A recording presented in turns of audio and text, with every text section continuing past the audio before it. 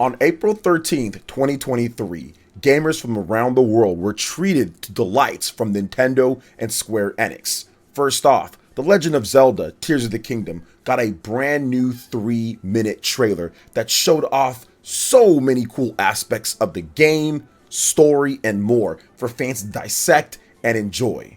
On the other side, Final Fantasy XVI with Mr. Yoshida and Sony at an official State of Play presentation showed 20 minutes plus of Final Fantasy XVI, demonstrating some of the combat, some of the gameplay flow, story, icon battles, and more. Both of these were spectacles in the gaming industry, and to have it both at the same time, on the same day essentially, was really cool. And so much talk has been discussed with both of these games when it comes to The Legend of Zelda Tears of the Kingdom. Is it being marketed properly? What's going on with it? Is it $70 DLC? There's not enough.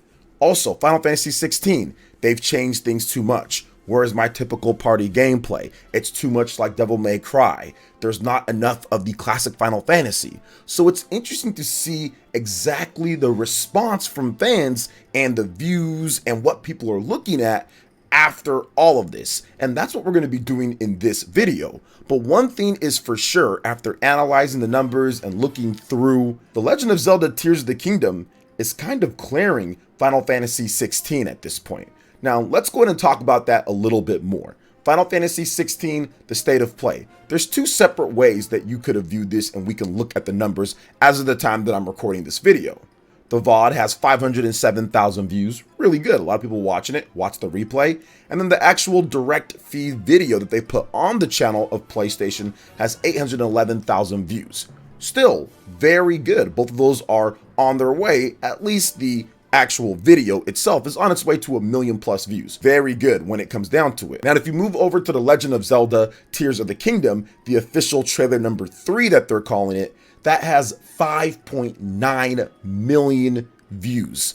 So essentially within the last day or so, it's racked up millions of views, instantly becoming #1 on trending the day that it dropped with over 3.5 million views. That goes to tell you, not only were people ready for The Legend of Zelda Tears of the Kingdom, that what Nintendo's been talking about and some of the Twitter drops and some of the things that they've said over has built up the anticipation and marketing a bit better than maybe some people would have thought, because you don't get 3.5 million views in one day and 6 million views in about a day and a half to 2 days if people aren't anticipating it, looking at it, and waiting for it.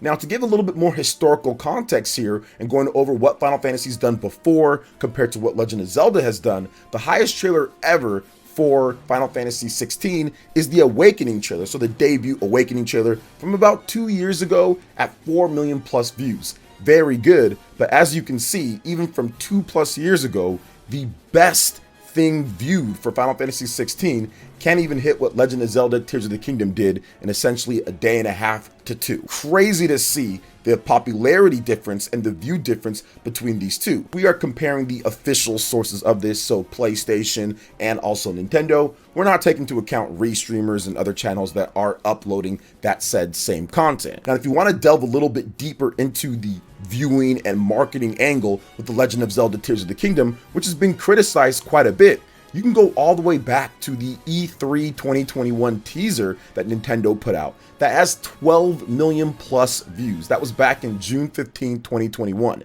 Now, the sequel to The Legend of Zelda Breath of the Wild first trailer back at E3 2019 that has 15 million plus views. So also incredibly good. So it's pretty crazy to see that The Legend of Zelda Tears of the Kingdom has been viewed to death by people out there with 50 million plus views, 12 million views, 6 million views for this most recent one.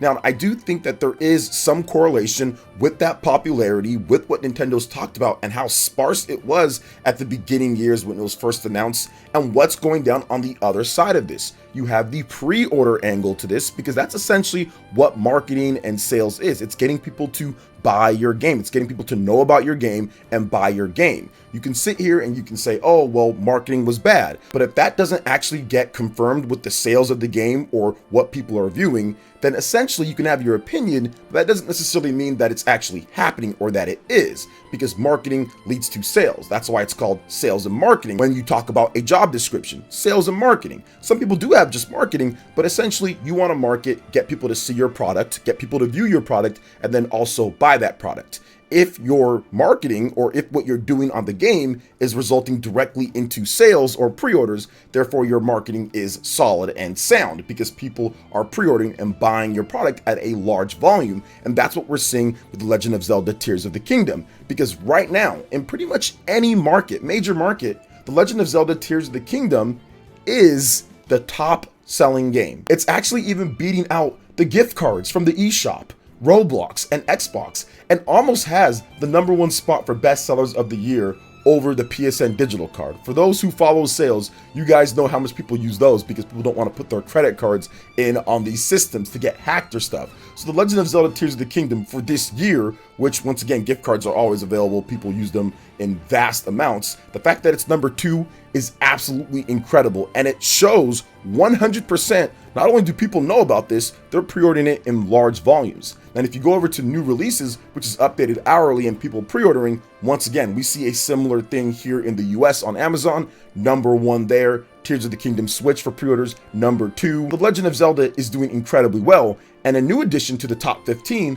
The Legend of Zelda Tears of the Kingdom digital version is in at #14.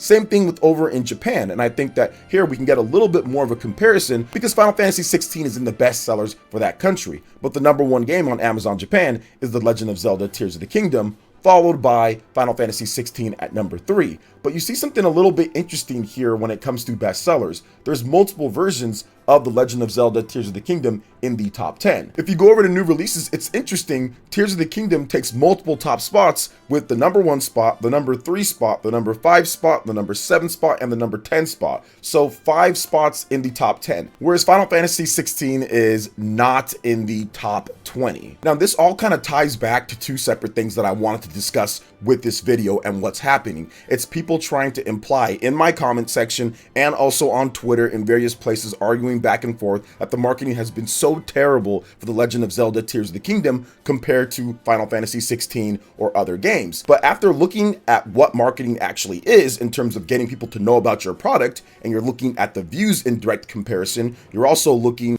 at the tweets with Legend of Zelda getting more tweets than any other game in comparison, and you're also looking at what's going on with the pre-orders. So marketing wise, millions of views more than other big AAA games, millions of pre-orders more than other big AAA games. Cross promotion that Nintendo just did with Splatoon 3 that sold over 10 million copies with the new Splatfest that's going down. Hundreds of dedicated content creators making videos with millions of views all within the last few weeks, and this is also set to be the largest debut for a Zelda game of all time based on the COMG pre-orders in Japan. In my opinion, bad marketing is a myth pushed by people angry because they didn't see what they want and when they wanted, and refuse to look at the mountain of evidence that shows Tears of the Kingdom's marketing has actually been brilliant because it's got people talking over and over and over. Whether they're showing something or not, people are talking about it and have been talking about it for years. It built up hype and anticipation, and now that we are at the apex right before they're going to launch, they hit us with that trailer and everyone is rushing to go pre-order the game, rushing to make videos, rushing to talk about it, rushing to even play The Legend of Zelda Breath of the Wild. Now, this definitely isn't a hit piece on Final Fantasy 16. It's more to show that The Legend of Zelda Tears of the Kingdom has been marketed correctly in terms of what the fan base is expecting and what they want to see or not, which, spoilers, has been a problem before in previous Zelda games. I think that Nintendo is absolutely cognizant of them not spoiling the game beforehand or showing too much footage. I'm actually really excited for the game. I think that it looks really cool, although I feel that they showed a little bit too much at that state of play. There was a lot of the icon battles, and I felt that it was kind of spoilery in my opinion. It would have been cool if they kept some of that closer to their chest. However, I understand why they did it, because if you look at the pre-order numbers in Japan, and if you look at some of the pre-order numbers in comparison here, it's definitely behind probably what they've done with previous Final Fantasy games, like Final Fantasy 15, for example. I don't think it's pre-ordering as high, and maybe it's not tracking as well right now at this point. Now, that could change after this state of play, but once again, this is more of a comparison and looking at what people are saying when it comes to marketing and kind of showing that Legend of Zelda is clearing another big game that's had tons of trailers, tons of marketing, tons of information, and tons of gameplay for people to look at. Now, and I do want to take another look at the Game of the Year discussion, because I always find this super interesting and fun to talk about. Final Fantasy VII Remake Intergrade, that was the last Final Fantasy VII major release, not counting Crisis Core, that was an 89 Metacritic. So I would expect Final Fantasy 16 to be at or above that. It usually stays around that. Very different type of game because Final Fantasy VII has such a storied history, but I do think that Final Fantasy 16 will be at or above that 89 on Metacritic. Originally on the PS4, it was an 87. Now, in Legend of Zelda Breath of the Wild, we all know one of the highest rated games of all time, 97 on Metacritic, and there has been a lot of talk and discussion if The Legend of Zelda Tears of the Kingdom will be able to